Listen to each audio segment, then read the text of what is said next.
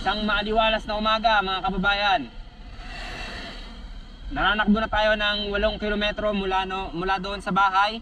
8 kilometro na ang tinakbo natin. So sa mga bagong gising at hawak ang cellphone at nanonood ng video natin, huwag ka munang bumangon.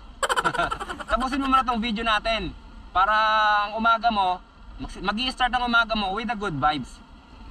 Pupunta tayo ngayon sa Libmanan. So ganun pa rin dating gawin, wala tayong specific na pupuntahan.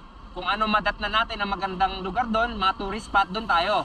Kung ano yung tingin ko na masasatisfy ang oras nyo sa panonood dito sa atin, doon tayo.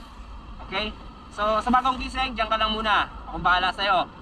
Sisimulan natin ang magandang umaga mo para magandang pasok ng umaga mo. Talagang energetic at galaw-galaw. Sabi nga galaw-galaw, baka pumanaw. O dyan muna kayo, balikan ko kayo mamaya. 20 lang.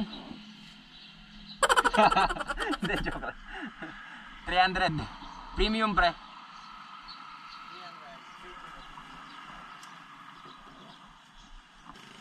300. Facebook ha? Follow mo ako ha. Pinoy Farmer Channel. Meron din akong YouTube channel. Salamat. Premium ang lagi kong pinapagas. So yung 300 na yon, matagal-tagal yon. Yung pinagas natin na 300 pesos, estimated ko aabot siya ng mga 180 kilometers. Hindi kasi ako nagbe-base dito sa average cost ng per liter natin dito sa gauge na, sa natin, sa dashboard. Hindi ako naniniwala dyan. Minsan kasi tumatakbo yan ng 55 kilometers per 1 liter. So sa 1 litro tumatakbo siya ng 55 kilometers. Ganun siya katipid. Pero ang sabi ng Honda, 43.5 lang yata ang nung tinesting nila, yung bago nila ilabas to, 43.5 ang fuel consumption nito. So 43.5 kilometers sa 1 litro. Pero dito, minsan nakikita ko dito sa dashboard 55 kilometers per liter. Kaya hindi ako naniniwala dito. Kung ano yung tinakbo ko, tapos magpapagas ako, mas tiwala pa din ako doon sa manual computation ko.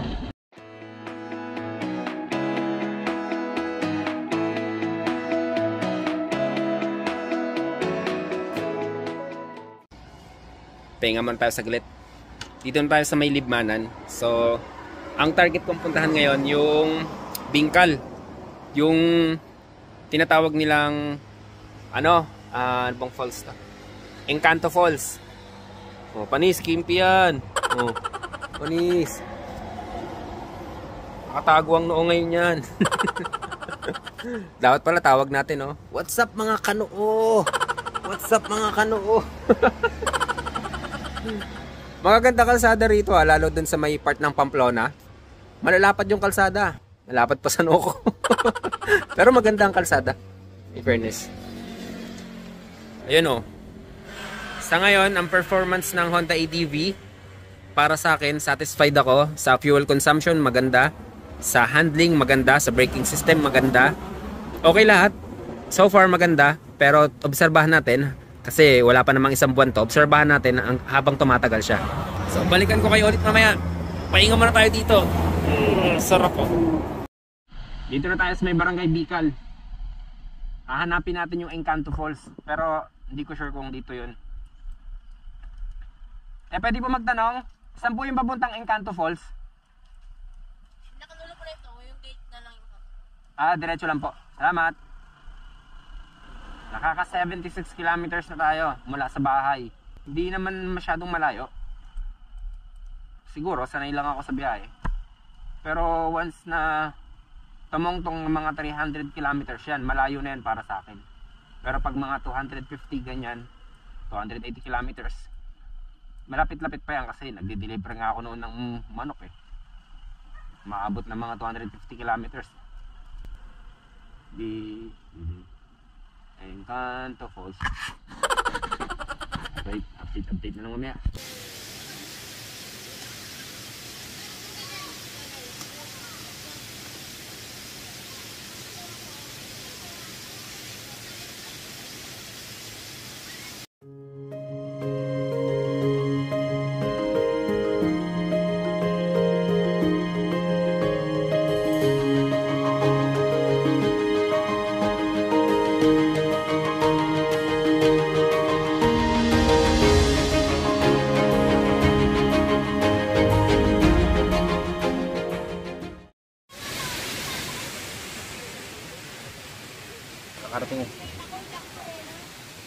Karating-rating lang natin dito sa Encanto Falls.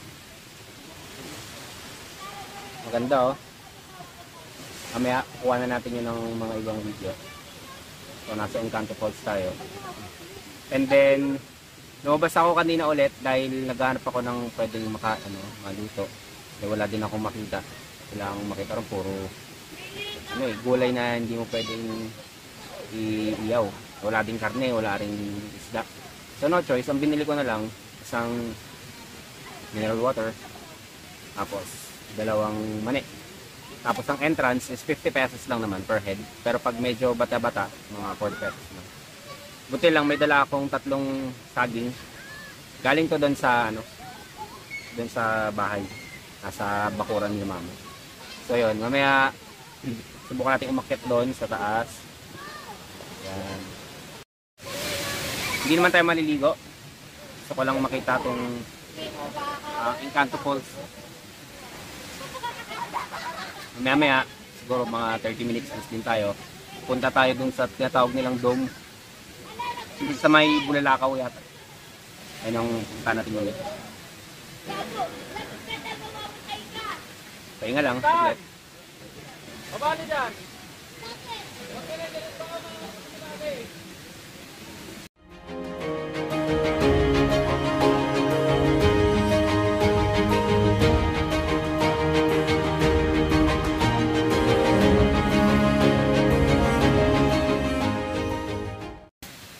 Ikot ko muna kayo dito. You know. So kapapanganak lang. Sa gilid. Baba tayo dito. Pwede na mga bata dito, mababaw.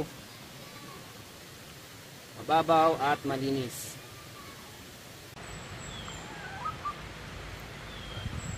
Nature lang talaga maririnig mo dito. Agos ng tubig, huni ng mga manok.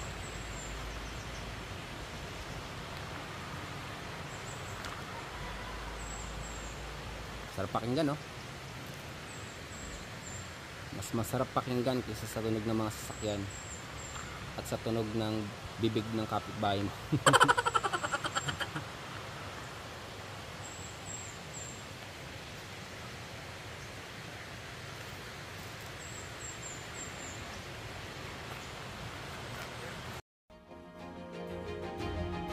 I'm telling you, magandang dayuhin ng Encanto Falls. Tinatawag itong Encanto Falls ayon sa nagbabantay, malaki daw kasi ang mga puno dito noon. At siguro, nandito ang mga Encantadia. Hanggat maaari, huwag kayong magpalipad ng drone dito.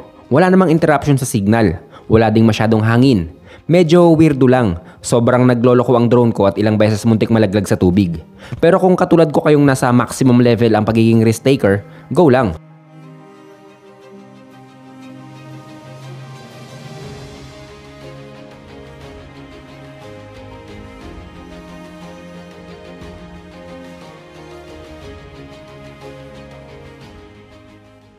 Puntahan natin yung Bulalakaw. Dito daw ang daan eh. Tapos siguro diretso na din tayo sa munisipyo. Dito lang din kasi ang daan papunta doon.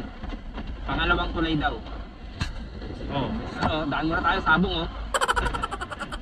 Sigurado yan Sabong yan. Basta ganyang karaming motor. Pila-pila Sabong yan.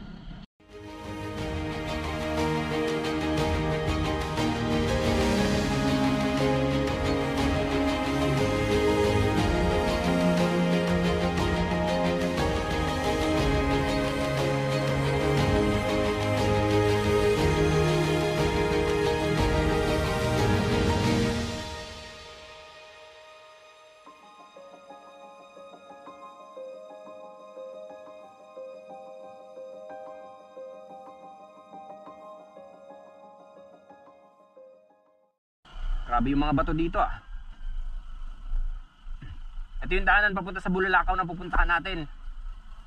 Mukhang may paparating na malakas na ulan eh. Kaya medyo bilisan lang natin to. Tapos kung may oras pa, puntahan natin yung munisipyo ng Libmanan. Diretso lang daw to. Rough road nga talaga.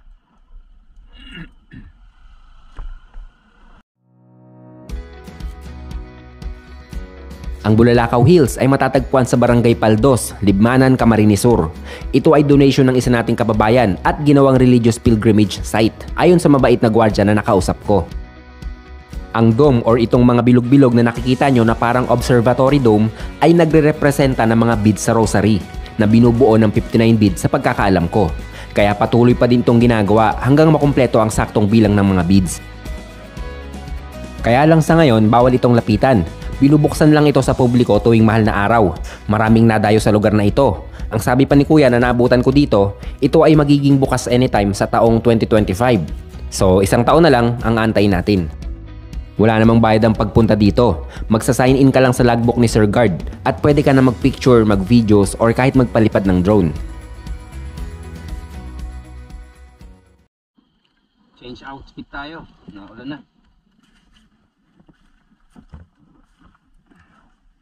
Salubungin ang ulan. Bali, ang tinatakbo natin ay 102 kilometers. So, pauwi na tayo. Magsak na talaga. Magsak na talaga ang ulan. Okay lang. Hindi mo ako mapipigilan ulan. Hindi mo ako mapipigilan sa pag-uwi ko. Oh, lakas ng hangin. So, hindi na tayo pupunta ngayon sa munisipyo ng Libmanan. Yung sitwasyon, medyo sungit ang panahon at may kalakasan ng hangin. Diretso na lang tayo uwi. Pero dahan-dahan lang ang patakbo. So kita-kita lang ulit tayo sa susunod na video. Mukhang dito ko nakatapusin itong video na to. Lakas ng hangin, no? Nakikita nyo? Lakas ng hangin. Kaya dahan-dahan lang tayo. Dito ko nakatapusin ito. Ingat kayo marami. Kita-kita lang ulit sa susunod na video. Bye-bye! Magkano ang total na nagastos ko? Sa gas, 300 pesos. Entrance sa Encanto Falls, 50 pesos. Sa mineral water, 10 pesos. At sa mani, 10 pesos. Ang total ay 370 pesos. Tipid na yan sa tulad kong kuripot. Salamat ulit sa inyong pagsama. Subaybayan nyo lang ang ating video. Samahan nyo ako palagi at unti-unti nating lilibutin ang buong Pilipinas. Stay strong and keep healthy mga kababayan.